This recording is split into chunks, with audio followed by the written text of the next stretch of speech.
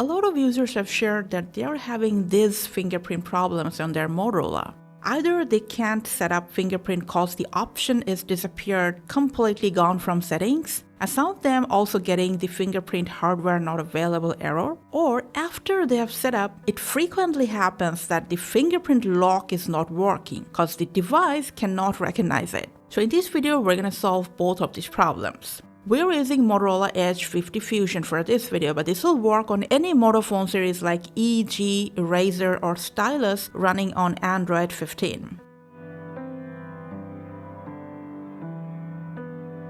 Now, first of all, if you're the one who is not seeing the fingerprint options in the settings, most of the times this happens for any minor glitch. So for that, just go ahead first, restart or force restart your device. Press and hold this power button, keep pressing it until you see the Hello Moto on your screen once again. If that didn't solve your problem, now we're gonna just open up safe mode. Don't worry, it's pretty easy. Just go ahead, bring down the power off menu. Press and hold on the power off icon for a couple seconds, and from this pop-up, just press OK to restart in safe mode. Now, as you can see, all the third-party apps are disabled in this mode. Now just go ahead and check if fingerprint option is available on your settings or not. If fingerprint option is showing up while you're on safe mode, there might be some third-party app that's interfering with the fingerprint option. So just go ahead and restart your phone in normal mode. And then all you have to do is just uninstall the most recent apps that you've downloaded on your device. If your problem is that after the setup, it frequently happens that the fingerprint scanner or lock is not working.